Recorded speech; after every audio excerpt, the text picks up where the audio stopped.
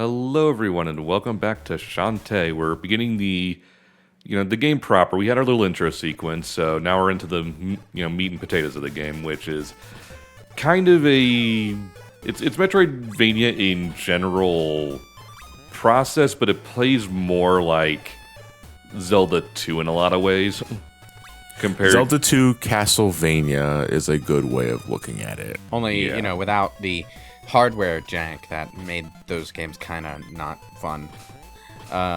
Okay, we all have our opinions. So, well, less Zelda 2 than the original Simon's Quest. I say the original Simon's Quest because, there is a fan remake of Simon's Quest that's actually quite good. So, a lot of what annoys people about that game kind of just comes down to the limitations of how it was programmed. There's a reason that It's a Horrible Night for a Curse is such a meme, because that was annoying and there was no way around it. Well, I mean, that's here too. Yeah, this game does. I think it's the only game to have the day and night cycle. Well, yeah, but it's not like something that takes ages to happen every time it does. Yeah, it is instantaneous in this game. When it becomes night, enemies become stronger. I think, is that the only difference? Yes, that's the only difference, which means combat's already kind of a pain in this game because of how short your hair whip is compared to other games. So it's once it's night, it's like, just don't bother fighting anything. Yeah, I remember the thing that I ended up doing the most was when I had enough of the currency, I would just buy the Invisicreams, which just gives you invincibility for a few seconds. I just run past everything. Mm-hmm. Because unless I'm in, the only time I'm actively dedicated in combat is in dungeons. Because you kind of have to in that point. Yeah. But in the overworld, nah. I remember the overworld being my least favorite thing about the original Shantae. It has been a few years since I played this game for myself. Yeah, it's one of those things where it is. I'm not the biggest fan of this game, but it's not bad. You just have to go back knowing that it is a Game Boy Color game. You are going to be limited in some regards, there is a lot of screen crunch in this game, unfortunately. You are going to be doing a lot of blind feeling jumps. I like to think of it not so much. I like to think of it not so much, but what console or handheld it was released in it. But it is, everyone always says it's definitely the first game of the series. Look at those glorious pipe trees. Shantae is definitely the most first game of the series, or the first game of the series trope. So yeah.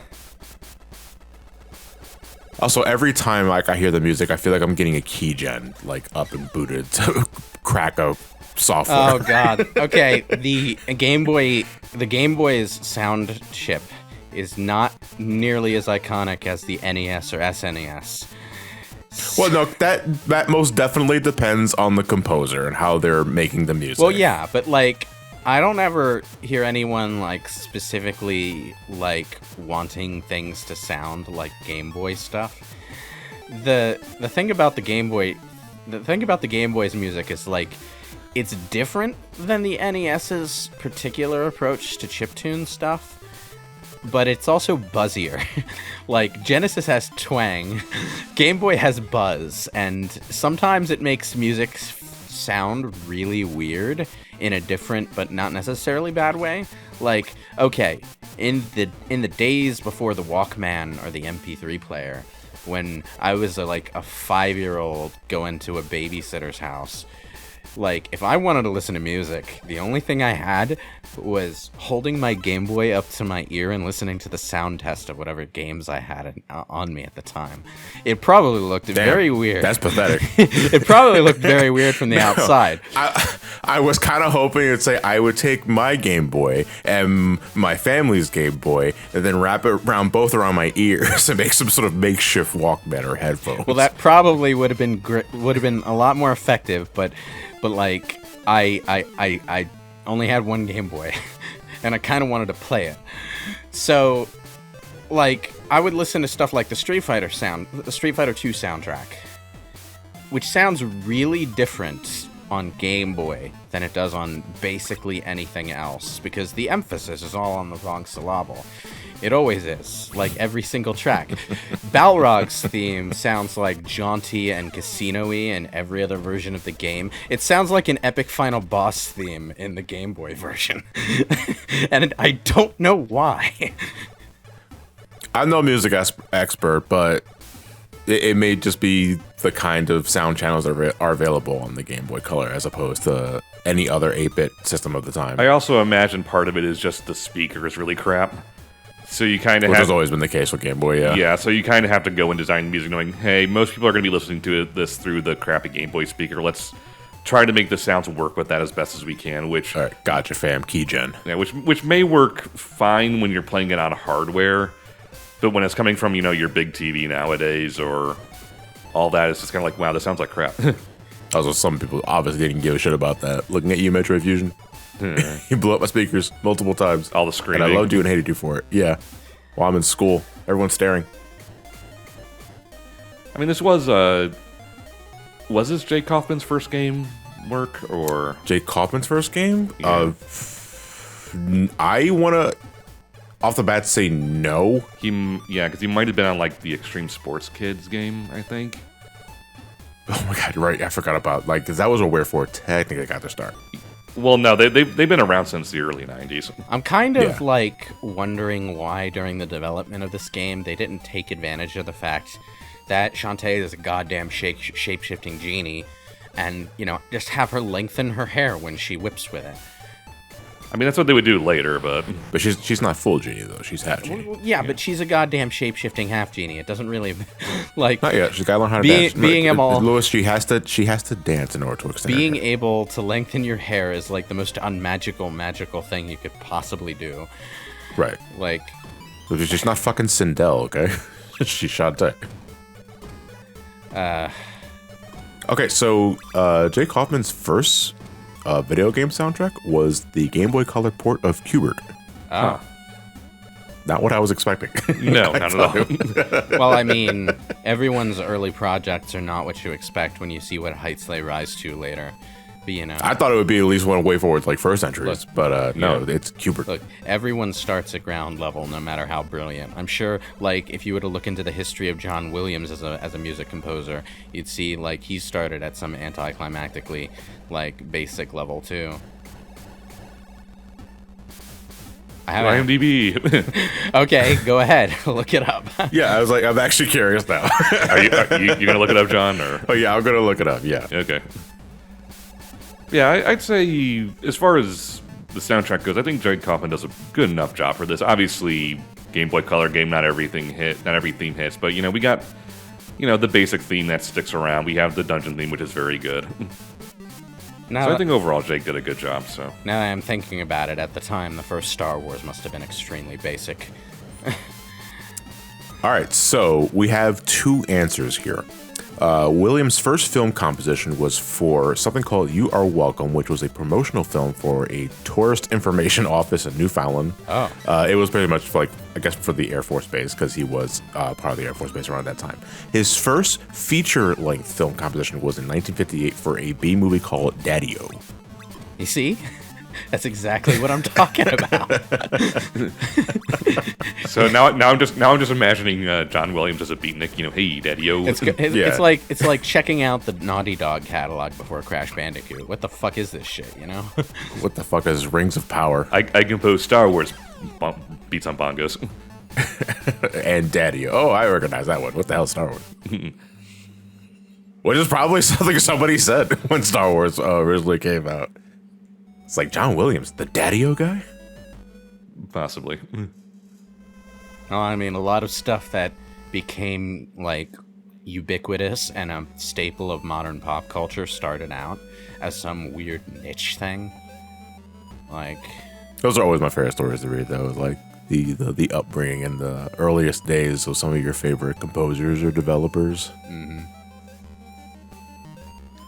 I just wanted to be a film director. Now I'm being accused of shooting the prime minister. What?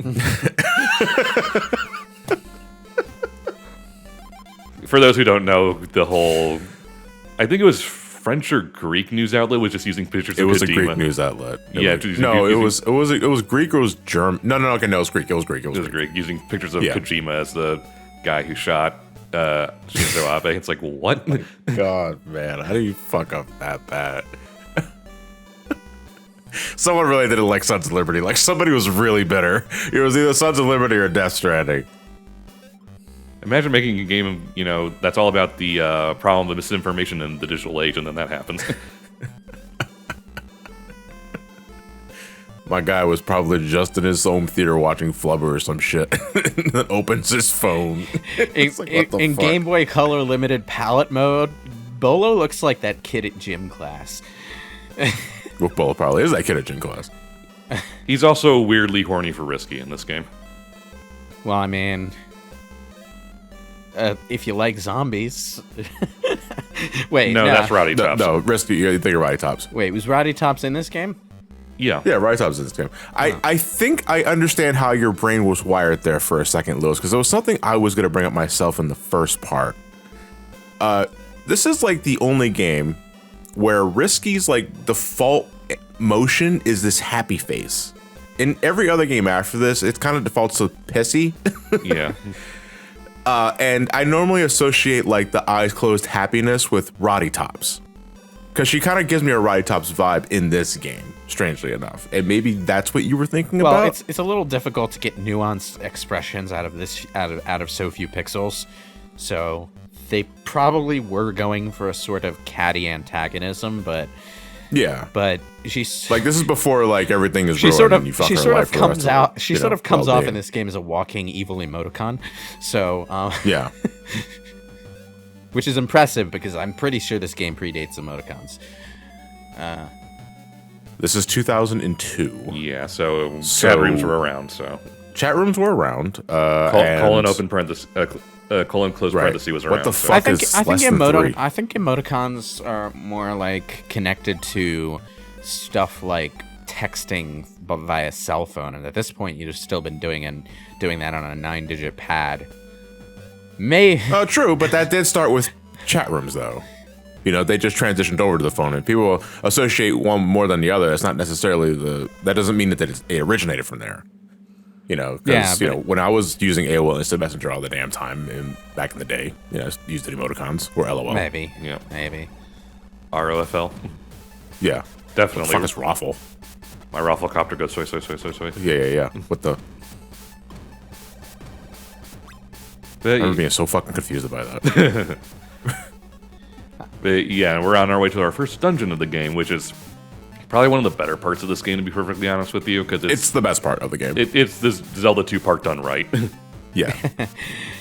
Well, it helps that it's not ball-bustingly hard the way Zelda 2 tended to be.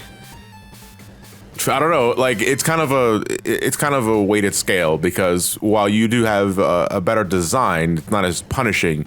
You also still have the platforming aspects that we were talking about in the first part about instant death pits and lives. Which if we're gonna give credit where it's credit to, Zelda 2 doesn't really. I mean, no, Zelda did it, didn't it? Yeah. Yeah, it did do that because it did have lives, and because it did have instant pits, but it wasn't as egregious as Shantae. Which is a good thing because Zelda 2's jumping control was not great. It also helps that the dungeons in Shantae are not nearly as big as they are in Zelda 2. I would argue that was only the problem with Zelda 2 in the second half of the game. I would find the first half of Zelda 2 to be pretty straightforward. It was only a problem in the latter half of Zelda 2 because Zelda 2's latter half was really dumb about where you ended up if you died. Well, that and some of the dungeons were just not fun. You had to go through a lot of stuff again, and that made what could have been, just a really hard, lengthy final dungeon really tedious to go through whenever you failed. So, Like, your adventure starts in Argentina, and then you get to a dungeon in, like, North Dakota, you die. Well, back to Argentina. Yeah. That was Zelda 2. Yeah, that was Zelda 2. And, God, the sometimes the amount of trial and error game designers had to go through to realize that certain things don't work baffles me, because like looking back at certain games like Zelda 2 with the hindsight of living in the year 2020 where game design is actually consistently good, you have to wonder what kind of headspace they were in to think that certain things would work. More of that, this thing is more just no one had done it before, so they didn't know how it was going to work. Well, yeah, but like at some point, Sorry, go on. I'm just saying, like at some point during playtesting, there are certain things that are so tedious that you have to wonder why no one realized they were tedious. Or maybe they didn't have any issues that the players didn't. They just like get good. I mean, a couple things. One, you have no idea how it's going to go over until it's actually in people's hands, and there's no way to really demo things back then. The other is just, it's a different design mentality. The games had to run on kilobytes of data, and you wanted people to get their money's worth or not finish it in an hour their first time, so you made it bullshit hard so they'd keep playing, so... I wonder when that philosophy of making sure they can't beat it in a weekend's rental period started, because it couldn't have been like in the beginning of the NES era. During that period of time, rental shops did significantly cut into the game industry's profits, because instead of going out and buying a $70 cartridge, people would just spend $5 to play a game for a weekend. Because the people spending the money were the parents who didn't particularly care about owning things. And they probably didn't want their kids like marathoning games all day anyway for the whole week. Well, parents had ways of stopping kids from doing that, whether they own the games or not, so... Yeah, well, I'm playing games late at night anyway, so, yeah. Just try and fucking stop me. I did not have my own TV until the PlayStation days, so that wasn't really... Oh, neither did I. I would just play it on the living room and put the volume all the way down. I mean, that wasn't a super viable option for me, because, like, the living room was one of those wide open things where all the walls that the house originally came had been knocked down, and you could see the living room from any other part of the house. So,